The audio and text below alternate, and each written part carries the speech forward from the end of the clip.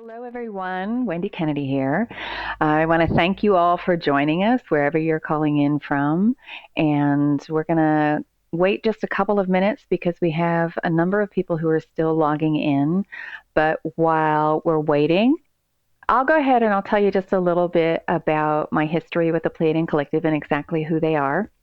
They are a collective of about 2,500 beings, and they're beings of light. They don't have physical bodies, they don't have physical form, and they don't incarnate to a planet, but rather they align with a stellar body. So in their case, they align with Alcyon, which is the central sun in the Pleiades.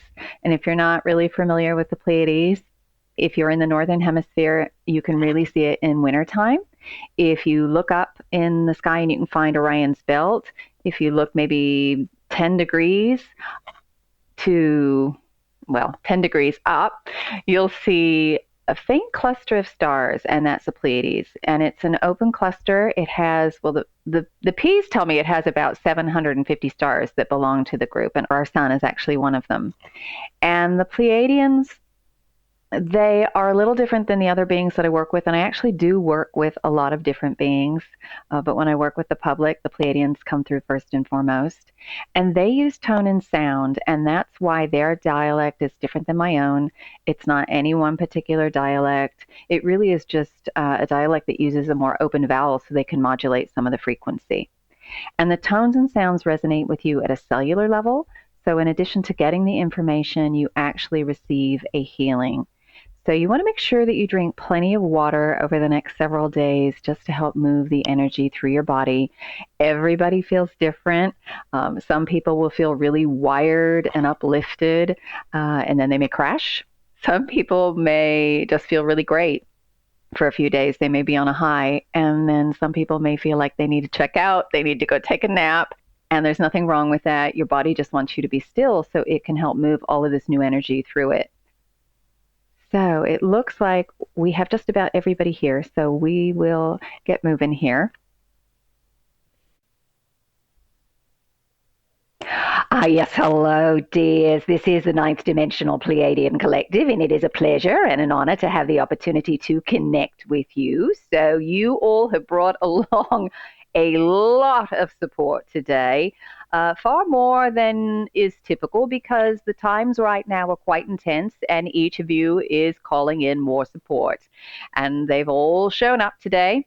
So as we work with you, you will notice there will be times where the frequency will change slightly, and it may be because your own guides are coming in, blending, braiding their energy with our own.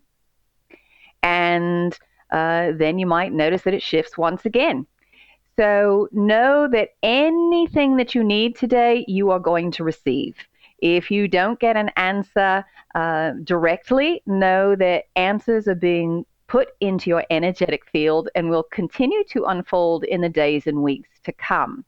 Oftentimes, we will see that the majority of you have a question, not only those that are present with us in this particular now moment, but those that will join us, that will listen to a recording and join us later on, that we have a sense of what you want to know. So we will make sure we weave some of those things into the conversation. You may say, they answered my question before I even asked. And that is because there is a great need for many of you, and we can see this need. So briefly here, we want to talk about the current energies and where the trend is going as you move into 2015. And right now, since we would say mid-October, many of you have been processing your fears around persecution, safety, and security. And that's physical safety as well as financial safety. So some of you may have felt that your financial belts were a bit tighter than you preferred them to be. And some of that will start to open up as you move into mid-January of 2015. But right now you're having an opportunity to really clear out some of the issues that are in the root chakra, your base survival issues.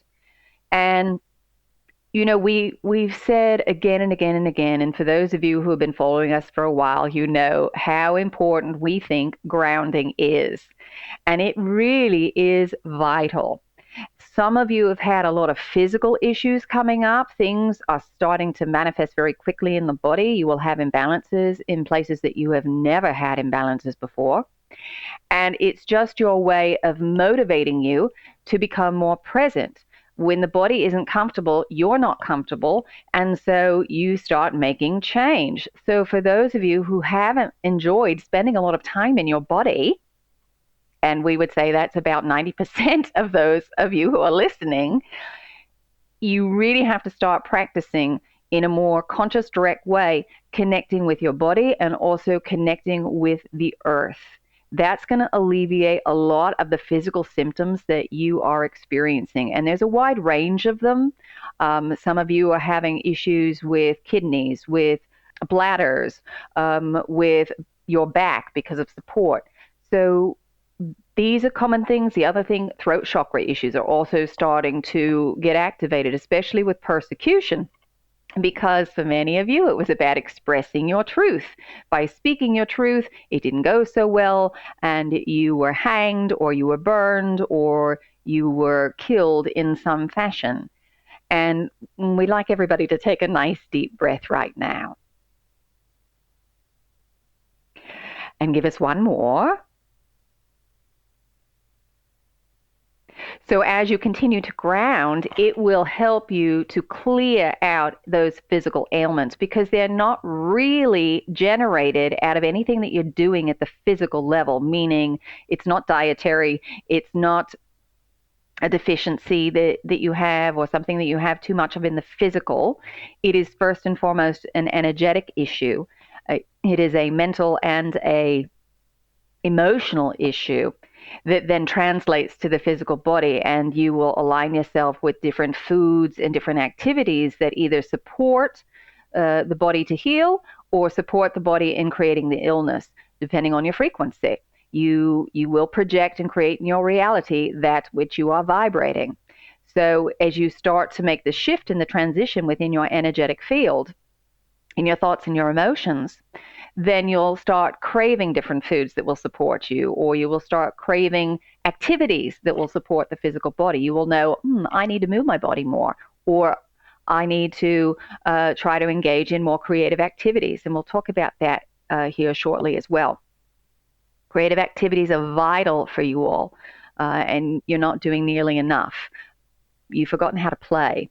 Well, we're going to go ahead and talk about it now. You've forgotten how to play, and you think that every activity needs to have an end result.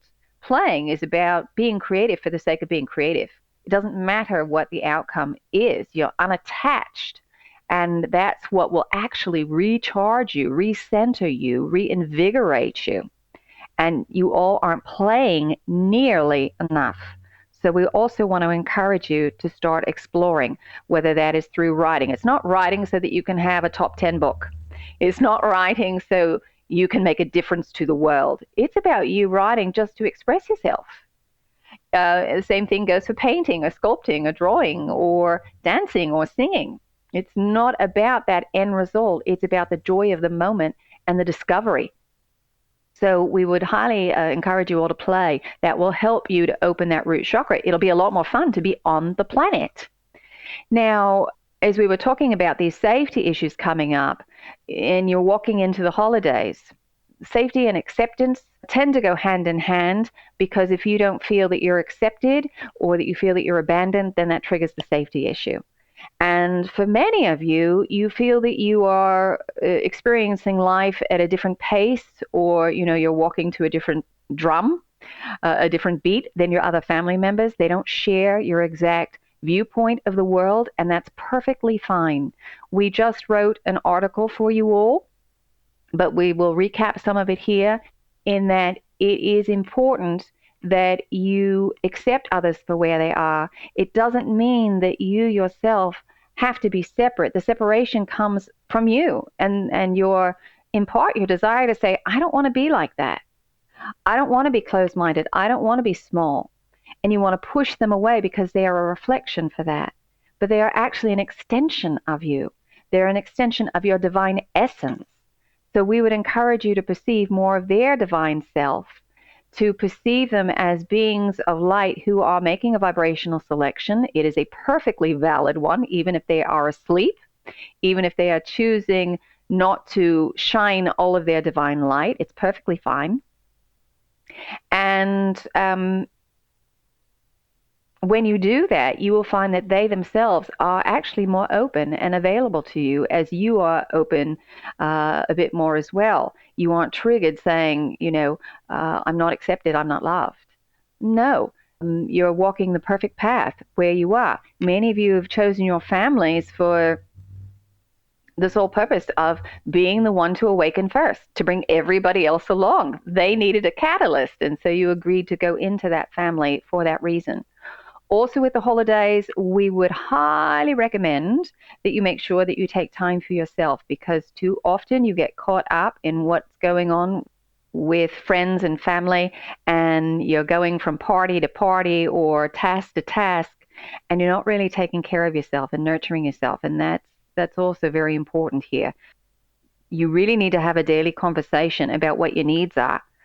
That's a conversation with self to have. What do I need today? Today I need to get out in nature. Today I need to move. Today I need to laugh more. You need to be really clear about what that is and make sure that that is a priority on your list, that that is one of the first things you do for your day. Now, once you start doing that, you're going to have more energy and more vitality. You're going to have more creativity, more inspiration, more clarity. These are simple things that we talk about, and you all say, oh, yes, I know it. But how often are you doing it?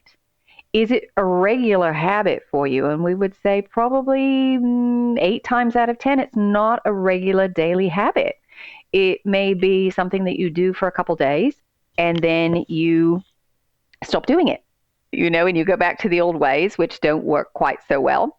And so it is important as you go to get these practices in place. And part of the reason we're really stressing this connection with yourself, with your inner creativity, with what your own needs are, what your body needs, what your emotional states, that inner child in you needs, what your mind needs to relax. These qualities are so important, this practice is so important, because as you move into 2015, time is going to continue to accelerate. If you thought 2014 went quickly, you are in for quite a shock when it comes to 2015. So starting mid-February, many of you, if you don't have your practice in place, are going to feel a lot of overwhelm, because things are going to come so quickly that the mind is going to want to control. And if you are trying to control everything, there is a part of you that says it's going too fast, I can't really think about it. And you become overwhelmed and you disconnect. And that just compounds the issue. So if you are checking in and if you are being creative, you will get hits and ideas, and you will be more in the natural flow of things. So this control issue doesn't get triggered in quite the same way. And then as you get to mid-2015, there is an opening, a big opening for greater social change. There's a chance for changes in your economic systems, in your political systems, new ways of thinking, energy that comes with the summer solstice. We just want to point that out because many of you say, when are things going to change? Don't worry so much about the change coming because you are afraid of being stuck where you are or having to be subjugated to the will of the masses. It's not about that. It's about you experiencing as much joy and as much light as you can possibly experience in the moment. And that is not contingent on anyone else's frequency. You put yourself on the now moment where you can be of the greatest service to others and where you can experience the greatest healing for yourself. And that may be on a version of reality where things are still quite heavy, but that doesn't mean that you have to experience heaviness or challenges in high dramatic ways. You can experience and express a huge amount of joy, of pleasure, of excitement, of adventure, even if the person standing next to you isn't. Chances are the person standing next to you is in your reality because they want to go along for the ride, but you understand the gist of what we're saying here, that just because the collective consciousness isn't willing to experience joy doesn't mean that you have to be subjugated to pain and discomfort. just because there are changes in the economy and in the political system doesn't mean that it's going to be traumatic for you. So there have been prediction after prediction after prediction about shifts and change and about the doom and the gloom. And you all have done enough awakening that you are not creating situations and scenarios where the bottom is going to drop out. But you will have some shifts and there will be some adjustments, and it's just life, and you keep moving. If you look back to 2008, many of you experienced quite a bit of disruption. And we would say that disruption is more than what you're going to experience with the shifts that are coming. It's not the rug being pulled out from everybody, not at all. It's just some changes in your mental awareness and how you think about things. It's getting you to think outside of the box. That the walls of the box are being knocked down, so you've got some freedom there. And for some people, if they're locked into their old way of perceiving reality, it's going to feel pretty uncomfortable. But for most of you, you've been doing your work, so it's just another day. It's not going to seem as intense to somebody as it's not going to seem as intense to you as it would be to someone who hasn't been doing this work and being more self-aware.